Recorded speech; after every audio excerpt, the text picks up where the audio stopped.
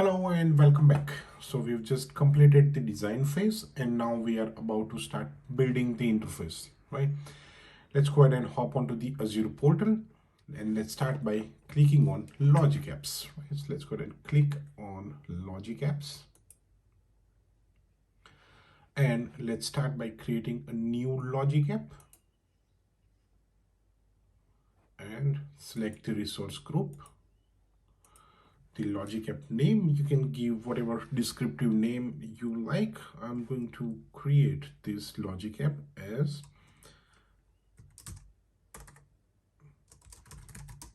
marketing preferences to CRM, and East US is the region that we've selected, a standard region. And let's review and create. Let's create. So it should be ready for us to use in a moment. There we go. Let's go ahead and go to resource. Okay, so this is where you select the template, or you can start with the blank Logic app. In this case, we're going to start with a blank Logic app, right? Let's go ahead and click on blank Logic app. And as part of the design, we determined that the trigger is going to be the service bus queue, right? So let's first search for the service bus. And then in the service bus, let's select the trigger that says receive message from the queue, right? So when a message is received in a queue, there we go. This is our first trigger. Let's select that trigger. Okay, so here we are asked to select the queue name. Now let's go ahead and review the name of the queue. We've been given the name of the queue is customer marketing preference inbound, right? This is the name of the queue. And the text before that is the namespace, but we are working in the same namespace right now, right? So let's select this queue, right? If we do this drop down, it would show us all of the available queues, and we have to select that queue. There we go, customer marketing preference inbound, okay?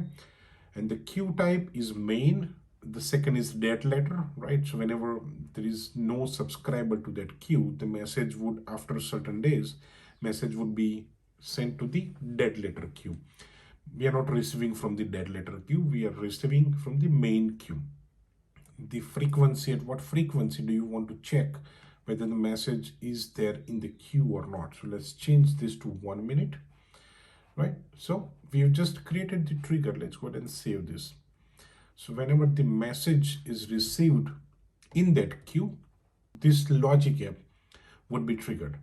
Now, the very next step in the Logic app as part of the design was to transform the data, right? Whatever message we receive here, we want to transform that into the JSON format that the CRM wants. So let's go ahead and create the transformed message, but that transformed message needs to be sent to the CRM API.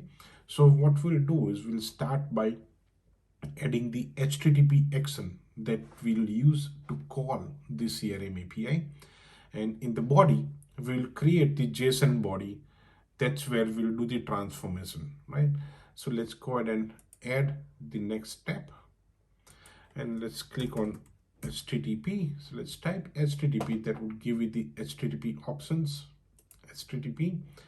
And let's select the first HTTP, right? The method is a post method. And the URL for this is the endpoint URL. Let's copy that. And then in the body, we have to pass this body, but we have to update the values here, right?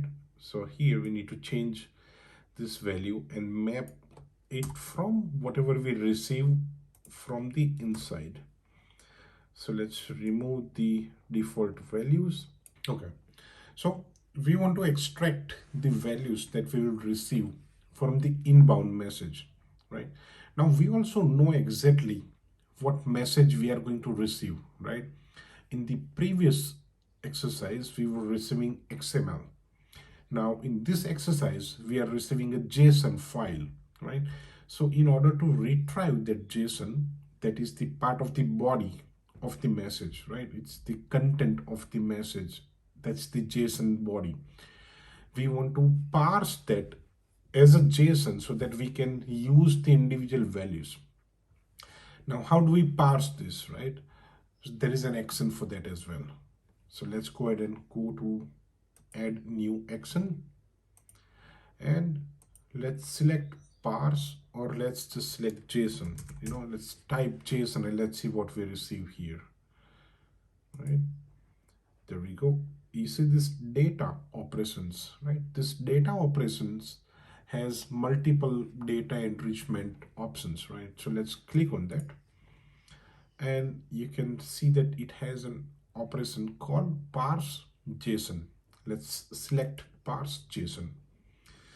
Right now, what does this action do is it takes something as an input, okay, and then you have to define the schema.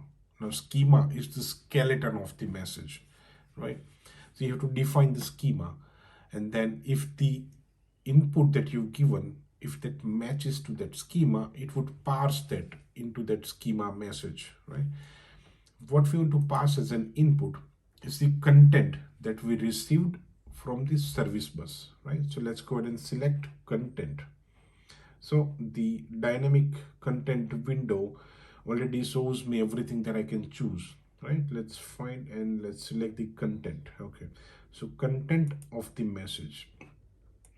Now, how do we create this schema, right?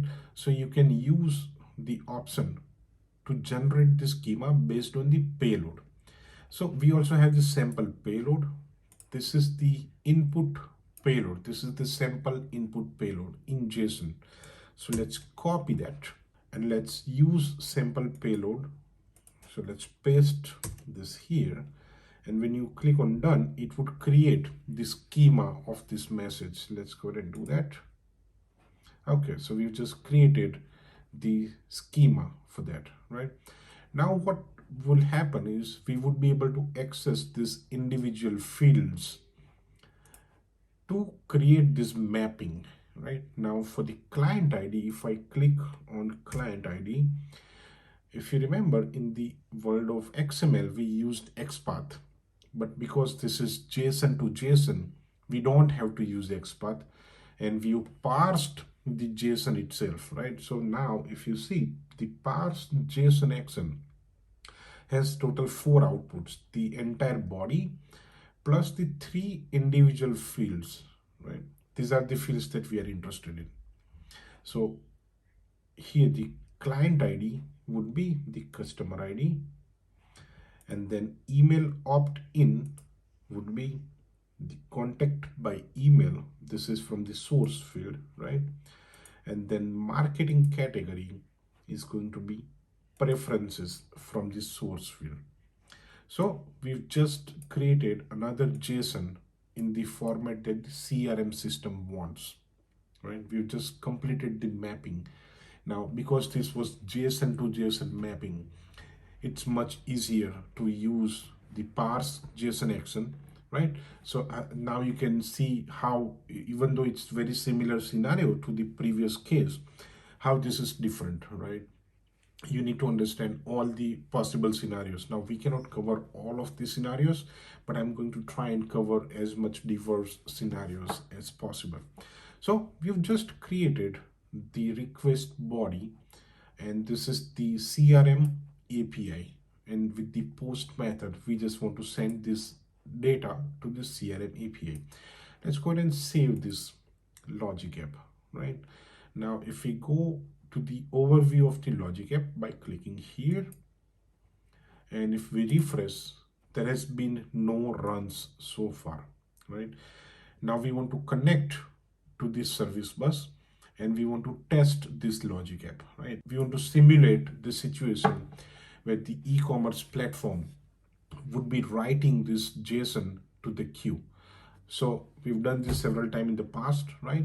We use Service Bus Explorer.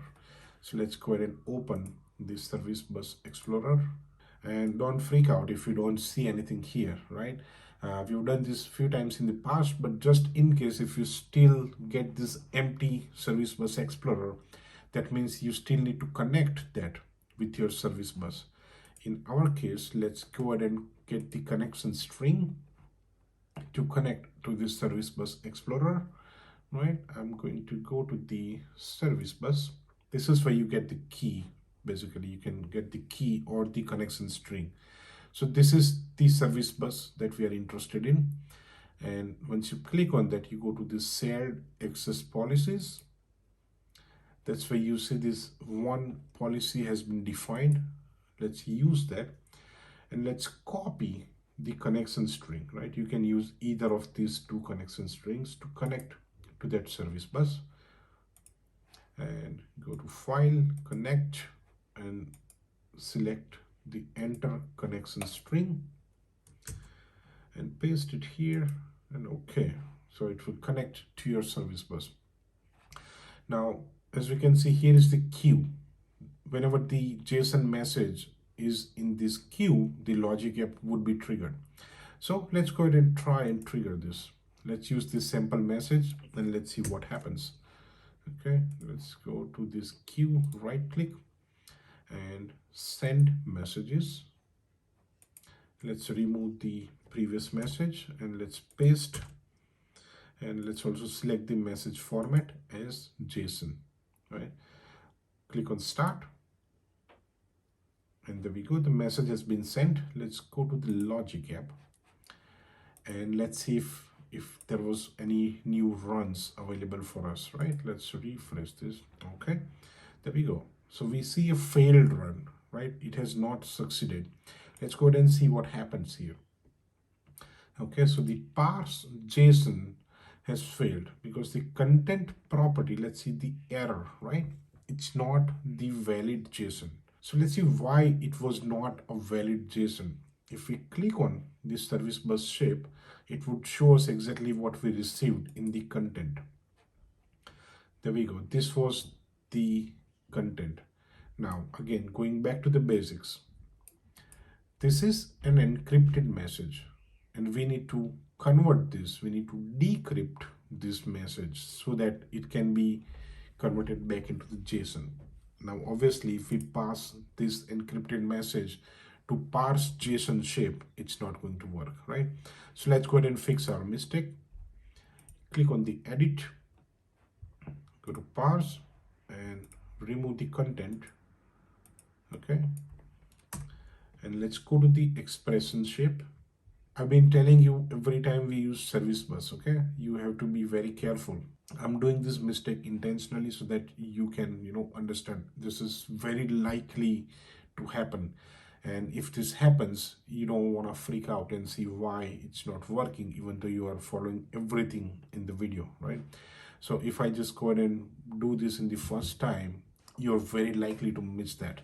So let it fail and fix it, right? That's fine. But if you fix it, it would, you would remember this easily, right? You would recollect every time that you have to convert anything received in a service bus from base 64, right? So here we want to decode this, right? So we go to the expression shape. Let's select base 64 to string and let's select the content inside this. So what would happen is the content would be converted from base 64 into strings, right? Let's hit OK and let's save and let's pass the message again. All right, let's go back to the run history. Let's select and refresh this and there we go. We can see it succeeded, right? Let's see what happened. So here it parsed the input content. Now you see the content. In the failed instance, if we go and if we see the content, there was no content because the content was encrypted. Now in the successful instance, if you see the content has been, this was the text content and it has been converted using this schema into a proper JSON content. And because that it's now in JSON content, we could use that and create this body for this CRM API, right? And in the API output, we can see that it says 202. 202, that means we have successfully called and passed this data to CRM API. Let's try and pass some other data. So instead of, let's change the client ID here, right? Let's change this client ID to 000, and let's send this new data. And but here we want to convert this to false, and let's hit start. There we go. Let's wait for the logic app to execute. There we go, it has just executed, and here we can see the data. This is the new client ID, and the email opt-in is now false. Okay, so we've just completed building the interface. Now this is a very basic interface, and we could design this in under an hour, right? But if you include few more fields, and if you have to do more sophisticated exception handling, for example, in this case, where if this interface fails, you want to send out some email notifications, you want to put some more conditions into this interface, you still be able to design and build this interface in under a day. That would allow you plenty of time to test your interface, to fix any issues that you face, right? So there we go. This was our real life integration scenario using Logic Apps part 2. And in the next video, we'll use the same interface and we'll enhance this further, right? Make sure you follow this. Make sure you're also doing this hands-on along with me. If you have any questions, feel free to use the Slack channel and ask there. Somebody would be there to help you right away. Thank you very much for sticking around. I'll see you in the next one.